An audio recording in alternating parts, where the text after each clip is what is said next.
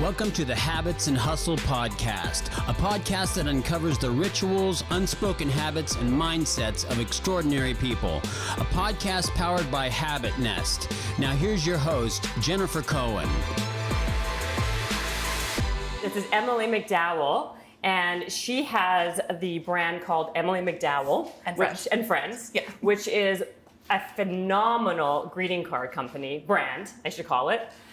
She writes some of the funniest things. You probably see them all over Instagram and basically all over social media because there's empathy, there's comedy, and I literally see all your stuff everywhere. Like people repost. That's my whole marketing strategy. When you have no money, like you make stuff people want to share. It's working. Like, well, thank you. No, you're welcome. So were you just naturally like a really good writer or a copywriter? I worked in advertising for 10 years, and so that I've always been a writer. I was a creative writing major in college, and then I worked in advertising.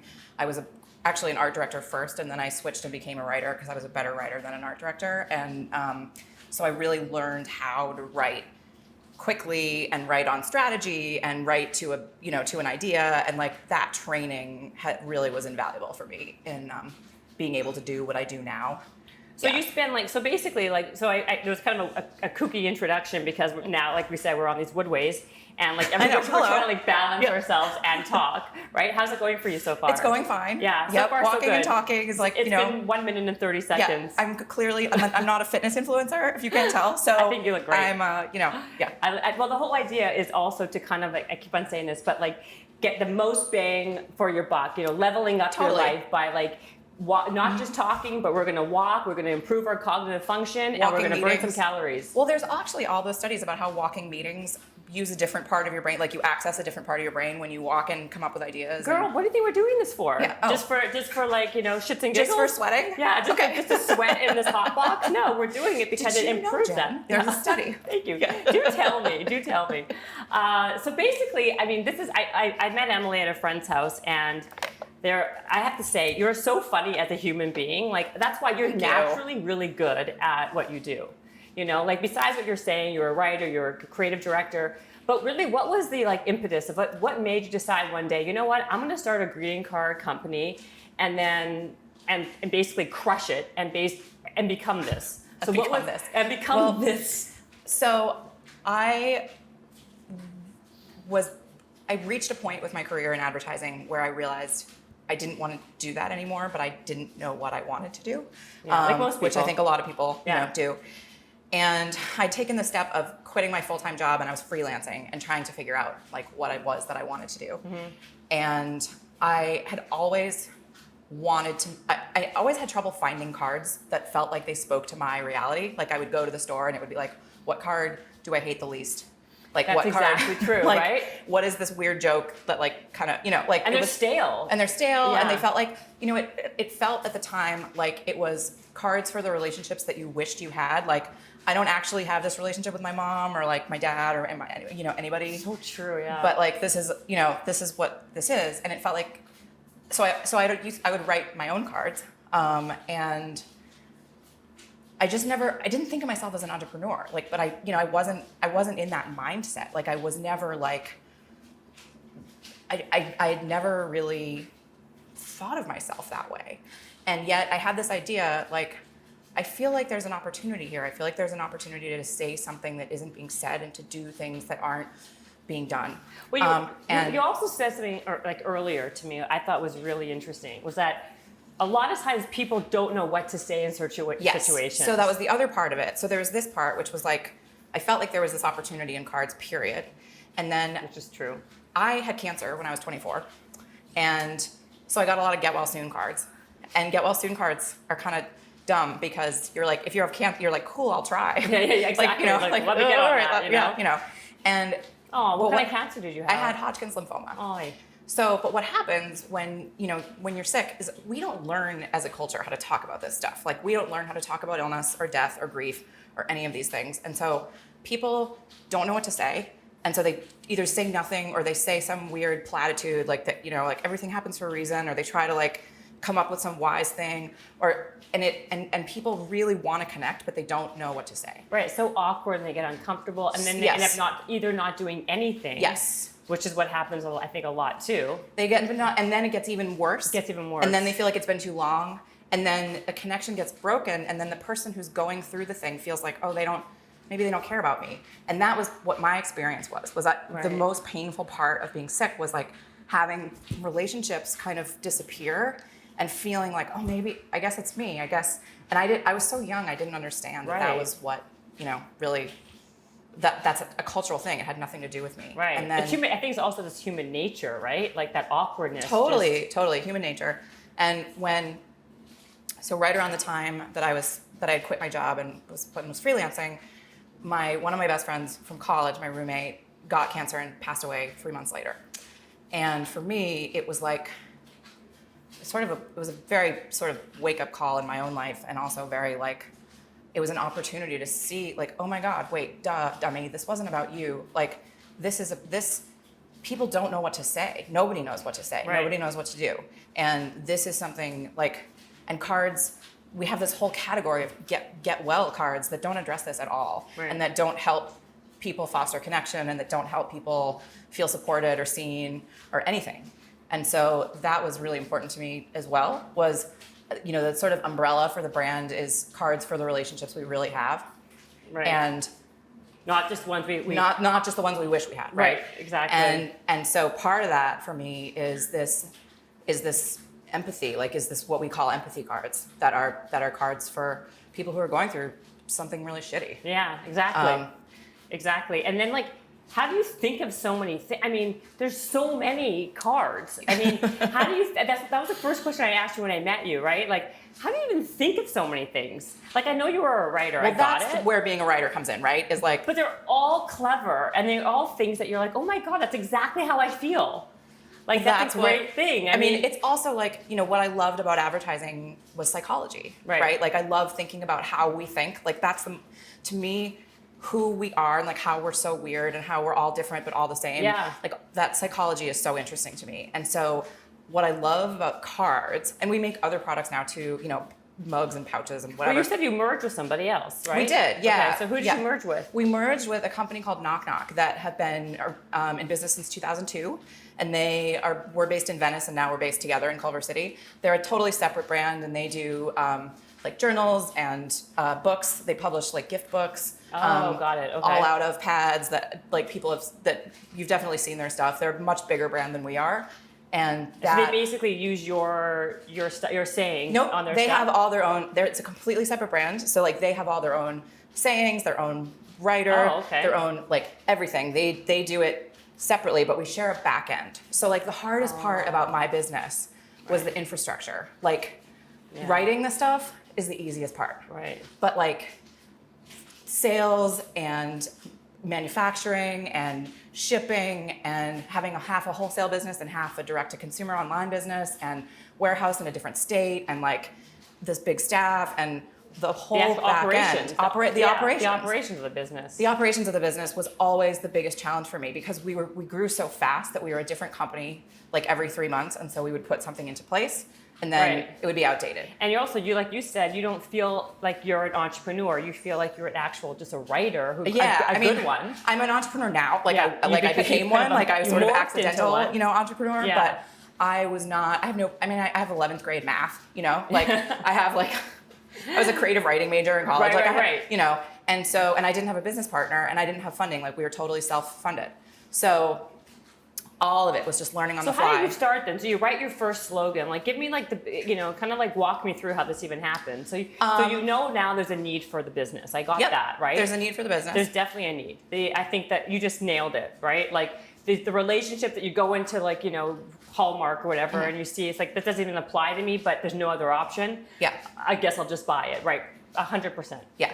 No, and that's not like a slant at Hallmark. It's just the fact that like it is what it is. Yeah. Right. And then so basically here, cut to you create this business. You write your first few slogans or cards. Then what happens? Then, the way it actually happened for me was I had an Etsy shop. So in the beginning, like Really? So you could have a lot of success on Etsy. Oh my gosh, yeah. We did $500,000 on Etsy, like, the year that we decided to turn it over to our own site. Are you serious? Yeah, with cards. So listen, I hope everyone heard that. So when there's a will, there's a way, right? Like Yes. Etsy is a great way for people to like start selling from basically to sell to the consumer. Yeah, and it's and it's different now, and also having your own site is a lot easier than it used to be. So this was 2011 when I started. Is Etsy all creative? So explain what Etsy is. No, Okay. Etsy is at the time Etsy was like handmade artists basically, and you could do it was a lot of people making things like potters making pottery and selling it. I was illustrating cards, and so like they allowed manufacturing in that.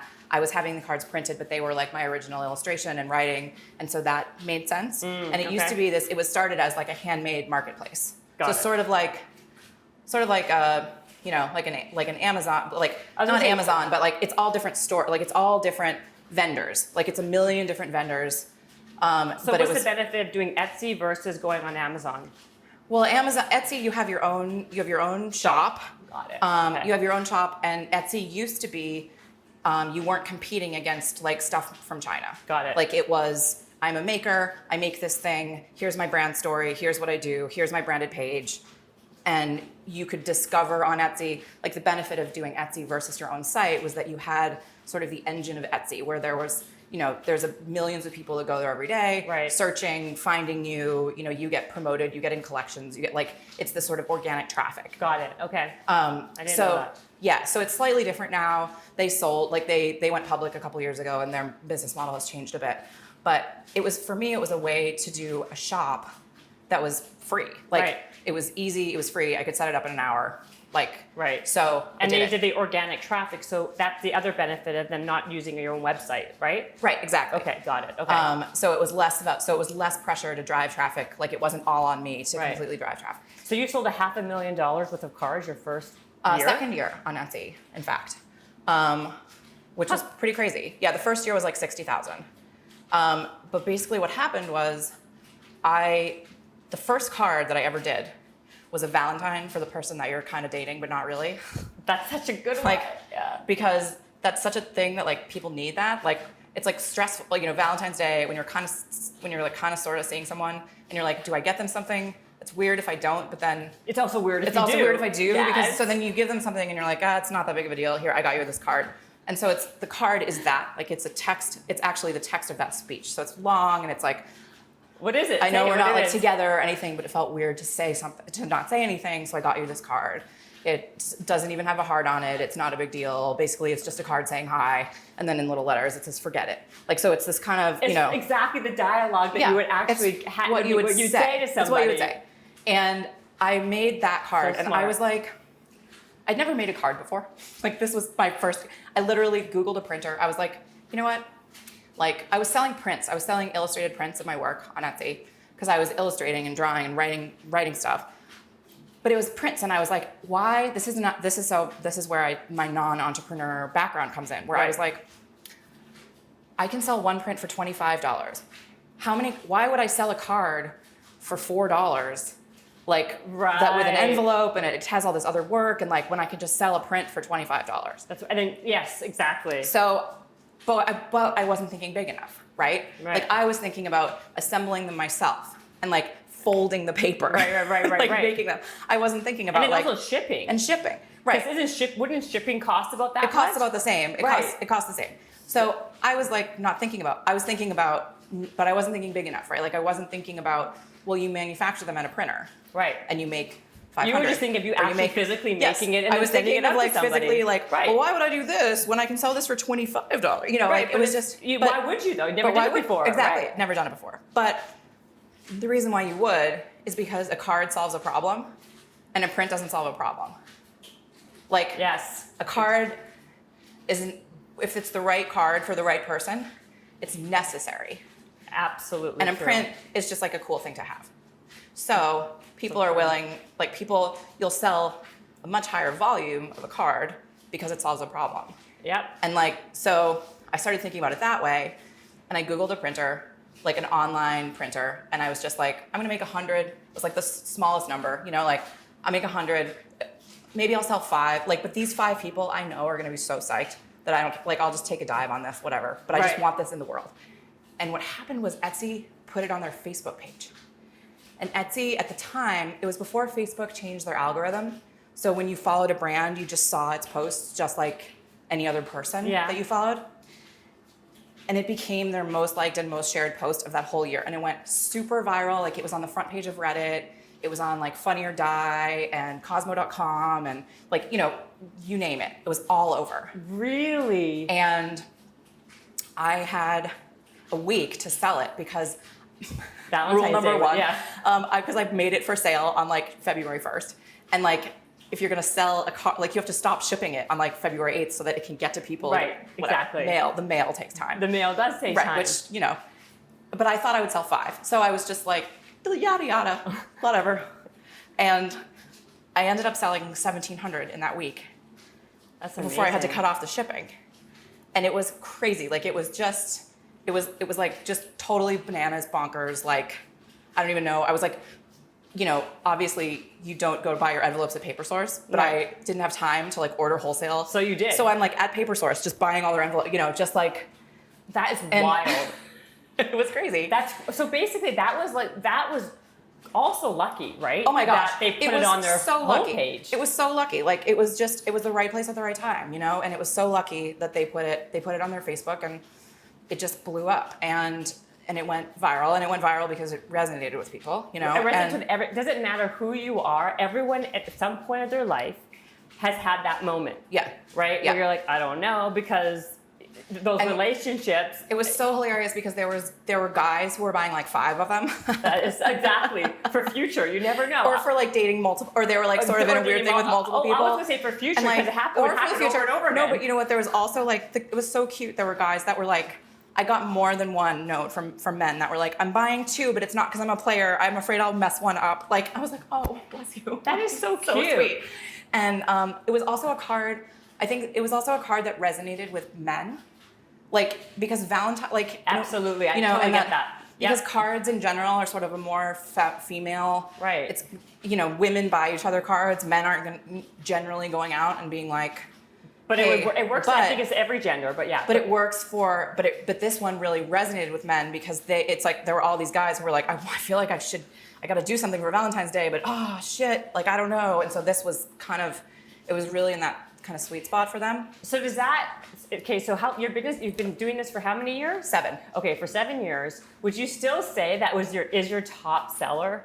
Like, because I'm sure you still have the same cards. That one still sells really well. Yeah. It's still in our line. You know, we've probably, my first like official release that I did for wholesale had 40 cards in it. And I would say of those, maybe 20 we still sell. Wow. They still sell well, yeah. I think our best selling card, like overall, is just a card. It's an empathy card, and it's a card that says, there is no good card for this. I'm so sorry. Another good one. See, this is the kind of stuff that like what people think or would say. Yes. And yet you just basically put it on a card. Yes. So then how do you, okay, so those are great ones. And like you have like a bazillion of them. I mean, so if it wasn't for that Etsy moment when they put it on the homepage, like, I guess, like, we wouldn't know, right? Because I don't know. It's opportunity and timing and luck. And work and, you know, and, like, that I, like, busted my ass to get them all. Like, I could have been like, because it was hard. I mean, it was, like, trying to figure out how to fill and do all that customer service for 1,700 people by myself. And, you know. Who helped you then? My boyfriend at the time was helping. Like, I got enlisted him. His son at the time was 5, and he was like putting cards and envelopes together. I mean, I have a picture of him like sitting on the couch, you know, like. And how much did it cost to send them all out, like each one? They cost $450 on our website, and then shipping is like $3. So people were paying like, you know, $750 for the card. Yeah. And $750, $8. And but it's worth it when it's something that actually is meaningful and you can actually like it resonates with you. Yes. Versus some like, you know, humdrum nonsense that you just have to buy and say, here you go, and just basically be embarrassed as you give it to somebody, you know, and walk away or look away, you know? Right. So then so how do you, because like I said, like when I was like talking about you earlier, and it was the truth. I feel like I see your slogans and your sayings really like reposted, and we joke it's great PR, but like at the same time, is there a way to trademark it so No, you get credit for it? Because people can just copy and paste their name. You know? Right. That's the hardest part. It's the blessing and the curse, right? Is that I've been able to build this company in a totally self-funded way with no loans, with no investors, with nothing, because for 4 years we didn't spend any money on marketing. It was all that. It was all, my whole thing was, I'm just going to make stuff people want to share and people will share it. And that was what happened, which is great and a huge opportunity, but also you can't control what happens when you put something on Instagram. Like someone will, people put your words, retype your words on a sunset and put them on a thing, and well, especially, and everyone, I had a quote of quotes of mine have been attributed to Christopher Walken, and and I see it in my feed, I would imagine you yoga journal or something will post it, and I'll be like, what? No, I wrote that. What? And everyone's claiming it to be their own, and people, and it's like someone just made a meme of it, and and just put it, because it's just, and then people are like, I saw this on Pinterest.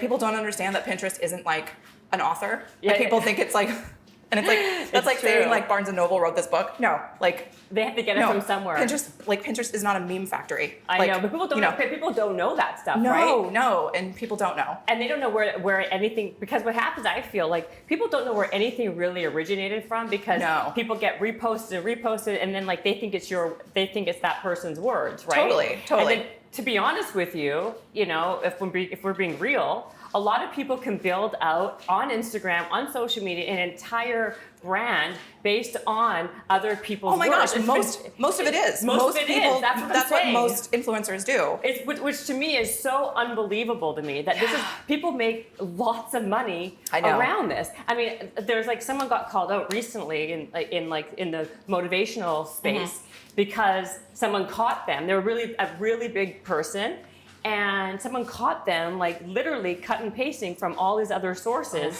and it's there's no really way to kind of regulate it, right? No regulation. No. I mean, no. It's unbelievable, and then you're not getting any credit.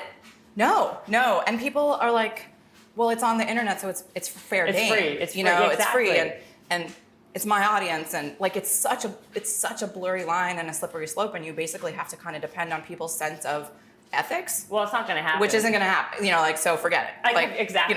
People, it's too. The world online is too big. You're sweating like an animal. I'm so sorry. I'm so sweaty. Well, listen, I'm sorry, but it's good. I mean, you're burning calories. I'm burning, you guys. Your brain is working even faster because you're walking. You're walking and you're talking. It's because I'm in great shape. I sweat really quickly. Listen, well, we're gonna get you into shape over here. It's also, just so you guys know, it's very warm in here. Yeah, I know it's beyond. Okay. I know this is someone else came on the podcast once and called it Big Room Podcast. It is totally Big Room.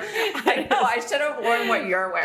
That was the CEO of Tender Greens, Danielle. She was like, "This is Big Room Podcast," and we weren't even on the treadmill. Big Room hiking podcast realness. Well, listen, we're basically doubling up your healthy habits. Okay. So yeah, I've gone half a mile. Good. I mean, that's better than 0 miles, right? Totally that's better. The way I look at it. Way better. It's way better. Have you ever called out anyone on social media, be like, hey, whoever, Yes. It's so tough because you have to do it in a very tactful way. I definitely have posted and said, hey, I wrote this.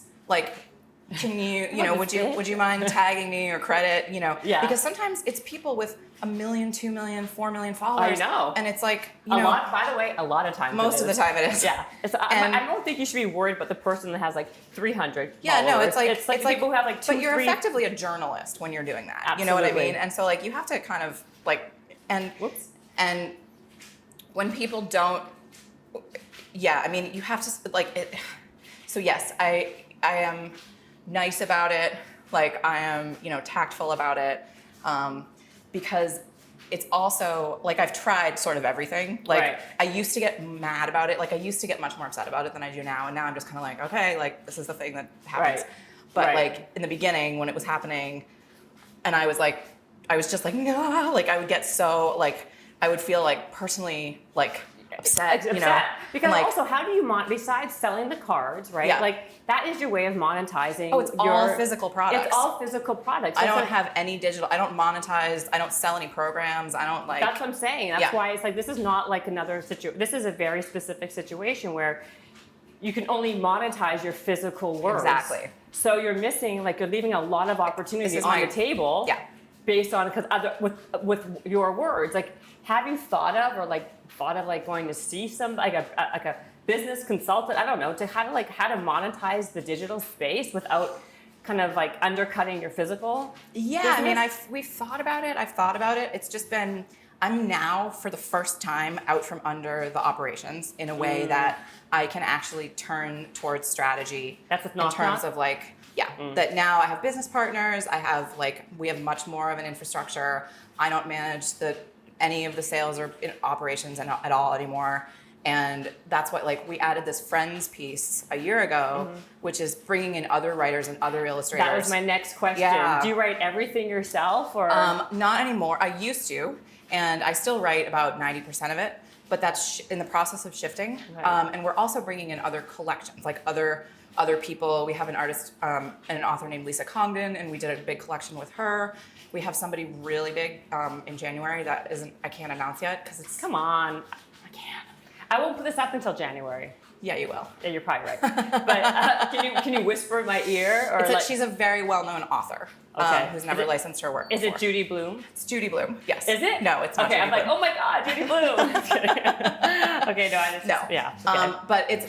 But we're bringing in other people to do collections because the hard part is the infrastructure, Yeah, right? Like we have absolutely. this whole thing built, we have this system now, we have the back end, and so like we might as well have, because the hardest part about being an artist is like figuring out how to monetize that, like figuring out how to get your work out there on things. Yeah. And we know how to make the things now. So we have the sales in place, we have the wholesale, we have the back end, and so like being able to create a platform for other people to make their stuff, like to make, under our good and Friends idea. umbrella, we're excited about that. And then also with the sort of core brand, I'm starting to bring in other writers and other illustrators to do, because it's now a brand. I mean, it was originally, in my head, but it's strong enough as a brand on its own that somebody who's a good writer can come in and write to that brand. Right, I understand that. But you were saying something earlier about like being an entrepreneur. You never thought of yourself as an entrepreneur, and then you kind of had to learn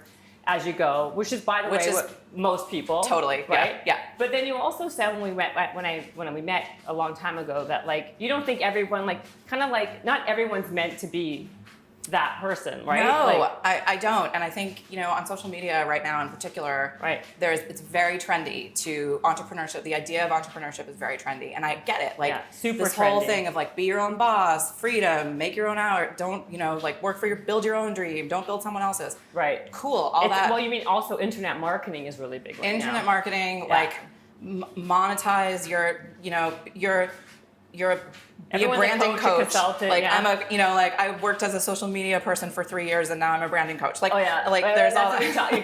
That's what we laughed about at the party, right? Yeah. Like it was kind of like everybody's a coach, a consultant, Yeah, a something. and they were like, before they did this, they were basically, I don't know, what were they doing? Like an assistant at a Like, thing. yeah. They were exactly. Or they just finished college and they're like 20 years old. Right, and they they're took giving, they were like a business marketing advice. major, and now they're like. They're basically putting themselves out there as a business strategist or a coach or whatever. With pictures of themselves smiling with a clipboard, and it's like, and I get it, like because I worked this 9 to 5 or 9 to 9 or 9 to midnight, job for a long time. Like 9 to midnight. I That's get great. that it's not. I get it. Like I get the pros and cons of both, but I think that entrepreneurship, you have to just love constant problem solving. Yeah, that's actually a good point. It's regardless of what you do, like regardless of what industry you're in or what it is that you make or what it is that you want to sell or whatever. It is constant problem solving. Right. It is. And it's exhausting. Like to a degree that's like, and you can never be like, for a long time, you don't get to be like, I just don't want to do that. Like, can this just be easy? Can we just not, I think it's sexy now. I think being an entrepreneur is super sexy. Yes. And it may not play to people's, it doesn't necessarily always play to people's strengths.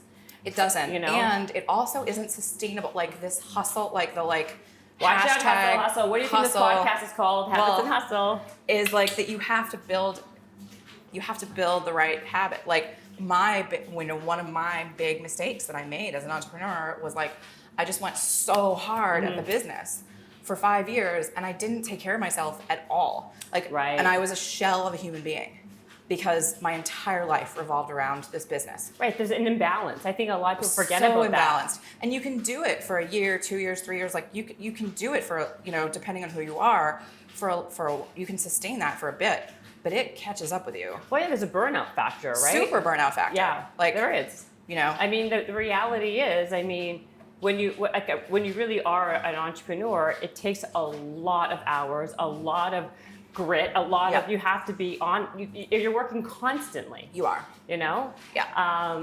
But I think you're right. Like, I think there is like something, it's become very trendy now to, everything has like its ebbs and flows. Everything has like a time, like also fitness is very trendy right now. Health is very trendy right now. Like things that like, some people are just naturally doing because they really truly want to do it, or they see it on something on social media and they're like, that looks cool. I want to try that. Yeah. Right? Yeah. But you were saying something about, what was it? Hold on. What was that quote that I liked that you wrote? Oh, that just because you can doesn't mean you should? Yes. Yeah.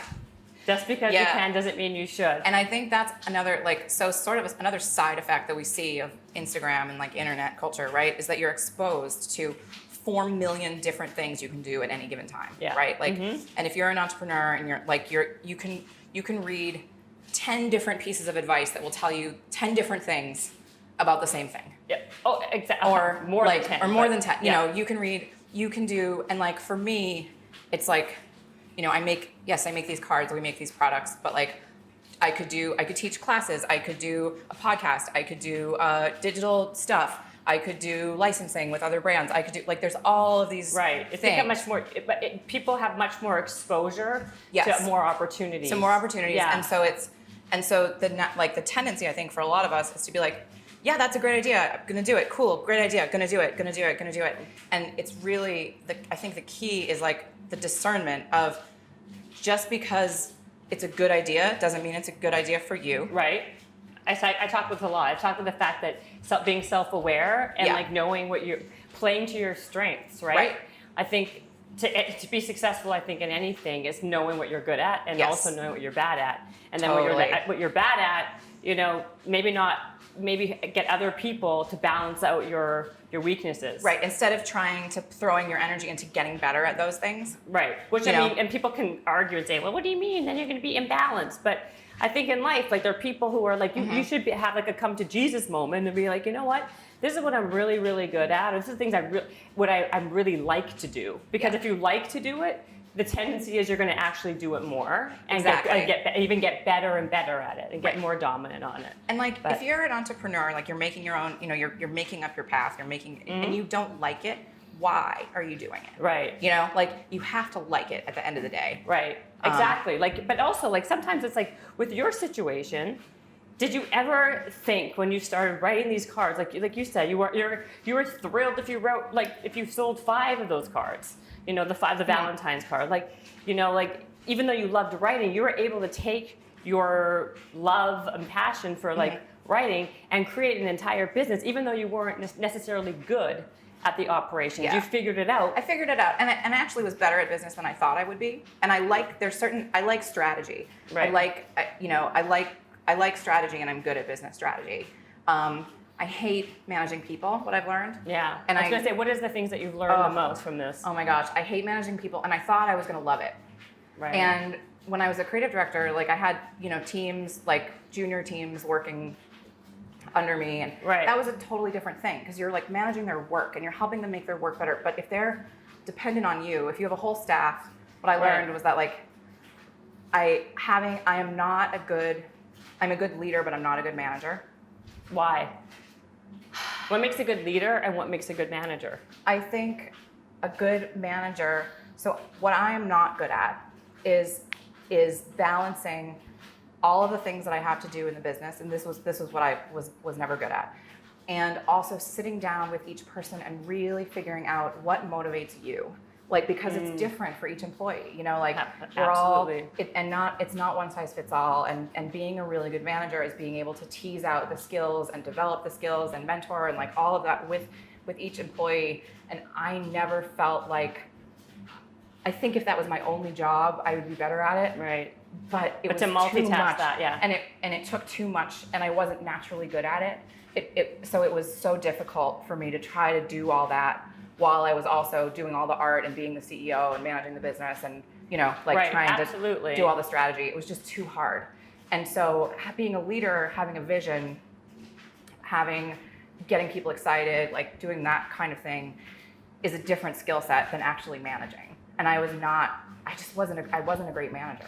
That's great. So I like that. You basically are separating the two. A lot of times people put the two together, a manager, a leader, kind of, but they're different. You're saying a leader, in your opinion, and is that they have the vision and they have the ability to inspire their team. Yes. But they don't micromanage, I guess would be the way. They don't like day to day. Yeah, sometimes a leader and a manager are the same person. You know, sometimes. What did you say? But you didn't. The manager part that you were kind of like wonky with. But the manager part is the inspiring, like is not the inspiring. Sorry, Yeah. is the working with, actually really, really loving sitting down and figuring out what makes each employee tick, what makes each person, what motivates them, what drives them, why they do what they do, helping them grow, Right. like all of that, and like. Much more. It sounds to me much more like you're saying. It's like It's much more hands-on law- working with yeah. people, you know? very hands-on versus an overall vision. Yeah. Yeah. Yeah. And that is that does take a very specific type of person who's and traits that will be good at that, you know, like, but you're creative as like naturally, right? Yeah. So I would imagine that for the leader part, which is much more the vision, the overall like look and feel, that would fit you better. Yeah. And I'm not patient, you know, Yeah. like I'm more patient than I used to be, but I'm not super patient. Right. I'm pretty decisive. Right. Like That sounds quite familiar. And these are things that like made it, you know, I think you have to, there's some of these things that actually, if I wouldn't have been able to build the company. But building the company and running the company are two like really different things, at least in my experience. Well, how were you, so what did you, like what was your routine like? So what was like the habits that you did to get yourself better and to kind of learn the process and to then get balance? Because you were saying the burnout and the imbalance. So how did you kind of do it? What was your thing? So for me, I had to completely retrain myself to start prioritizing, to like completely shift how I thought about life. Because I ran away, you know, I was just chasing after this company for, 5 years. And so I realized, like, from the minute I woke up, it was like on my email to the minute I, went to bed, and everything was about. You lived and breathed it. I lived and breathed it, and so to start backing away from that, it was like, okay, how do I show up? But did you back away until? I did. When? At what point? But not until like about a year and a half ago I started. Right. So like, is it really realistic for someone to say to someone to have balance and back away when at the beginning, like it's really hard when there's not enough like I think boots that there on the are ground. ways to do it because I have friends who've done it and I've watched them. Right. I've watched them build in habits from the beginning. Right. Oh, from the beginning for sure. Taking care of yourself, of saying, how do I want to feel? Instead of like working backwards from an arbitrary outside goal of like, I want to sell X things or I want to do that, like something that's like sort of an arbitrary designation of success, right? Like I want to make $1 million. Right, like a monetary level. A monetary thing, or like, I want to be in 25 stores, or I want this. How do you actually want to feel? Like, and how do you want to feel in your body? And do you want that sort of stress? Like, do you want, like, how do you want a feeling of calm? Do you want a feeling of like, how do you want a feeling of inner contentment? Like, do you want, and like, I know that sounds a little bit woo-woo and like kind of silly, but like, we think about goals and we think about chasing these external goals. Right. Basically, you spend like 5% of your time being psyched because you met a goal, and then 95% of your time being like, shit, I have to meet another one, or like I have to do it again. Or now that I met this goal, I have to support, like I have to make this amount of money again to support this other person I hired to like, you know, like, and so it's this chase, you're chasing this hit of like, yes, I did it. Right. And it's kind of like what I'm hearing you say is that for the 5 minutes that you actually reached that goal, it's great. But the entire process of getting there was like torture. It was like torture. And so like, actually, what's a process that you're going to enjoy? Yeah. Like finding the joy, and I just did a post about this on Instagram actually, like about finding the joy in the process of what you're doing. Right. And having that be like, and if that means you grow slower, then it means you grow slower. Right. That's you know? I know. I agree. It's just, I think I agree. It's just really hard in the moment, right? When you're trying to grow and you have all these like hopes and dreams and you really want to like get there, you know? Yes. I'm talking from my own experience. I sometimes get really stuck in that, and I'm like, I tend to enjoy the process because I'm like hustling constantly, to like get to what I need to do, and right? it helps me to think about why. Like for me, when I get in there, it helps me to think about like, well, why do I want this? Like, what do I think is going to be different about my life if I get this? Right. You know, like how's my experience of the world going to be different if I get this? Because sometimes it's actually like, oh, am I going to approve of myself more? Like a lot of it comes down to like your own worth. I was going to say, it makes you think about what you're really like, it kind of makes you like be a little bit more like self-aware and really kind of go inward. Yes. So what is your why? And what is the reason why that you pushed for 5 years and did all this? At this point, I mean, it's really shifted, you know, like in the beginning, I was really driven by like, I just felt like I was going to love, I don't know why I had this idea, probably everything in our culture tells us that we will. Yeah. But I had this idea that like, I wanted to be like Jonathan Adler. Like I wanted to have this, you know, household name, and it was going to be so fun to have this like giant staff and this like lifestyle brand and like all the fuck no, like no. Right. And now you got caught up in kind of like what the glamour part would look like. And like the idea of what it would be, and this idea of like bigger is better. Like if it works, grow it, you know, like all of that, which isn't necessarily true. And also from a financial perspective, not also true, by the way. Yeah, absolutely not true. People don't you know, it's like people always like, don't judge what was that thing? Don't judge, the grass is always greener until you see their water bill. Oh my God, exactly. You should put that on a card. No, because it's about profit. It's not about revenue. 100%. It's 1,000%. You know, and so like I see it all the time, especially living in LA. Yeah. Everyone looks like they have like $1 bazillion, and they're driving like Lamborghinis and Rolls Royces, and they do this and this, and like they have like they're in debt and they have no money, and it's like never look at that stuff. No, because you could have $1 billion coming in, but if you have $1 billion going out, it doesn't matter. $1,001 going out, and you're just managing. It's that much more work to manage the thing. Where like, you know, it's so interesting because that was a lesson that I really learned too. Was like the sweet spot of low overhead, you know, revenue, like that ratio, and that's something smart, like though. we don't think about. You know? People don't think about that, and it's really important that the profit revenue is really smart, and they don't ever judge that book by its cover because it's not about that. Like that you said, it's very true. Sorry, totally. So continue on with that. Sorry, I forgot you asked me a question, and I kind of I know that happens to me all the time too. Like you were saying, bigger's not always better. Bigger's not always better, but there was something. There was something else before that. Something could be a great idea, but not be a great idea for you, depending on your goals. You asked me something about. I don't remember. It might be the treadmill. It's the treadmill. It's my sweat. I'm losing electrolytes. Give me Gatorade. Does anyone else going to say? Quick brag, Celsius. Do you want here? Why don't you take some of this? I'm telling you, this is really good. It's an energy drink. It's called Celsius. It's clean. It's good. It's yummy, and it will give you some. Oh my gosh, I have 3 drinks, by the way. I have healthy kombucha. I have water. Now I have Celsius. Celsius. That one will give you energy, though. That will like restore some of your depletion.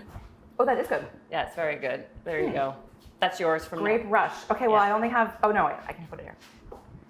So what do you think would be, I'm just going to change it, and then we can always go back to if you're thinking of it. What would you say your biggest accomplishment then is? Would you say my why. That was what it was. Oh, your Asking about my why. All right, so I won't get to your accomplishment now. Okay, well, go ahead. the why and the accomplishment are kind of the same thing. Okay, you good. know? In that, I think for me, being able to say, like, I contributed, like, some work that I did contributed to people being able to connect with each other. I think connection in a place right now when there's such lack thereof with social media. That to me motivates me more than anything else. Like, and it's why I enjoy writing cards so much more than I enjoy writing like tote bag, like stuff that goes on mugs and tote bags, and which we also sell and is great, and people love it for gifts and things like that. Right. But what I've learned, and because I was so excited to add all that other stuff, like we started with cards, and I was like, oh, let's make, you know, backpacks and what, and actually, what I love, it turns out, about a card is that it's like an extension of me to you. Like, it's a sentiment. It's sort of it represents, like, this is what the best version of me would say if I could think of it. And like, I love being able to help people foster connection with each other. And, you know, a tote bag doesn't do that. I you know what, I agree. I also think it's also in a time when people don't give cards that much anymore. People email and they text Well, and they more special DM, now, right? You know. But now they are. You know, when someone gives me a card, I actually remember it, and there's like, I'm like, oh wow, you know, like it's a moment. Yes. Right? Yeah, it's interesting. Like the Hallmarks, like everybody is kind of freaking out because their sales are all down because the card industry is declining overall because the people are sending fewer things in the mail and all that. Because cards used to be a social convention, right? Like your grandma would send you a Halloween card with like $5 in it. Yeah. And like it was just like what we used to do. Right. But now cards, to me, like cards are an actual mechanism for connection in a way that it used to be more of like a social grace. And it's still a social grace. You still, thank you cards and all that. But like, I think that they have another function now because we have this digital world and because so much of communication just goes away and like it's all text and DM and like, Instagram and whatever, that like when you get a physical thing, it's that much more meaningful. Yeah, no, I totally agree with you. And I that's why I said when I get a card, it's my birthday yesterday. And I got a bazillion text messages. Happy birthday. Oh, thank you. And I didn't get one card. Oh, yeah, actually, that's not true. I got 2 cards. My husband and my friend Darren. Besides that, everyone just texted me or DM'd me. Or like Facebook wall. Or the Facebook wall, which I don't even look at. I mean, like, it's like, oh, yeah, happy birthday. It's like an afterthought. Everything's an afterthought. Yeah. But it takes time and effort to actually go and pick a card wherever you are and then send it. Like, there's like the process that someone goes through, I think it's much nicer. Yeah. You know? It's just more thought. I mean, you're right. Thoughtful. There's thought and effort put into it. And, that's, in our communication now, it's so easy to communicate, but then the other side of that is that like, you don't have to put in the thought. You don't. And people like it's now like kind of low expectations, right? Totally. People are like don't expect it anymore, right? Like it keeps on like getting lower and lower. Like you used to call people on your birthday, and now or now they just like send you a GIF of Lizzo or whatever, like a GIF.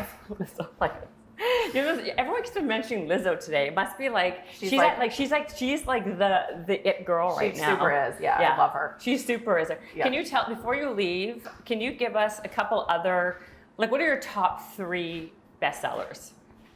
We got the Valentine's one for sure is up there, but give us other ones. So there's a love card that is from like 5 years ago. That's still one of our bestsellers that went crazy viral, that we're most known for. That says, "There's no one else I'd rather lie in bed and look at my phone next to." Another good one. I love that. That's a really good one. And you thought of that one too. I did. Clever girl. Yes. I did. There is one. Our empathy cards are some of our bestsellers. So I think you might actually have one in front of you. That's please allow me to punch the next person who tells you everything happens for a reason. No, I don't have that you're one. Going through this. Oh, I think it might be over there. It's in that stack over there. These are great. You have it. Great. You're going to give that to me too. Yeah, they're all for you. Thank you. I love. So I'm just like blown away that you think of all these things that everyone thinks. Like you write the things that everyone thinks and says when they see that person, which is why I love it. Oh, there it is. Here, can I hold a card and walk and talk at the same time? Most people listen, but Yeah, please let me be the first person to punch the next person who tells me everything happens for a reason. I'm sorry you're going through this. See, it's like, it does it all right here. I love it. Thank you. You're welcome. Tell people how they can find your cards, find you. You can find our stuff on emilymcdowell.com. It's McDowell. Don't name a company after yourself, by the way.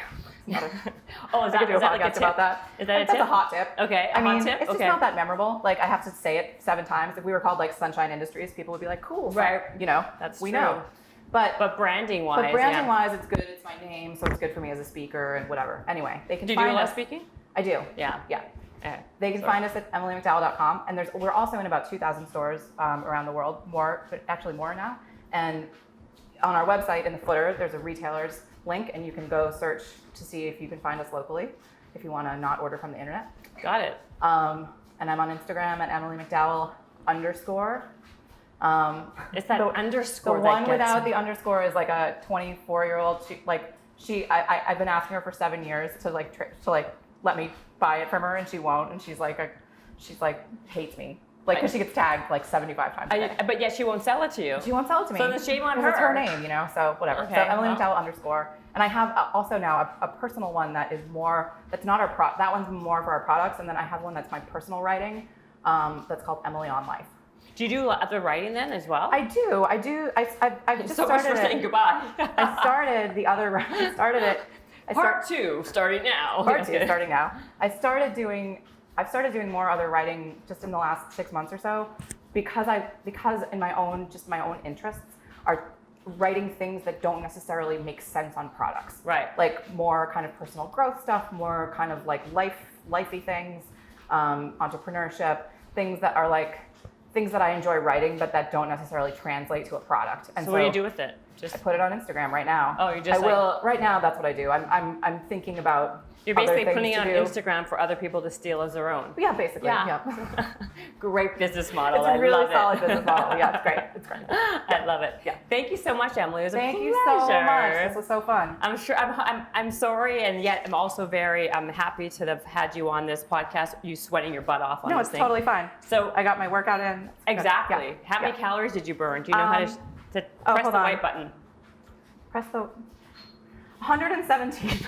Good girl. Hey, man. See, there you go. See, it wasn't a waste of time to come here after all, huh? No. We should do steps here. I don't know how to figure this my out. goodness. I gotta find out. I gotta ask Woodway how to look at the steps. Thank you so much, and I think you're gonna change your shirt after this Oh my God. podcast. I'm like. Bye, everybody. Habits and hustle, time to get it rolling. Stay up on the grind, don't stop, keep it going. Habits and hustle, from nothing into something. All out, hosted by Jennifer Cohen. Visionaries, tune in, you can get to know them. Be inspired, this is your moment. Excuses, we ain't having that. The Habits and Hustle podcast, powered by Habit Nest.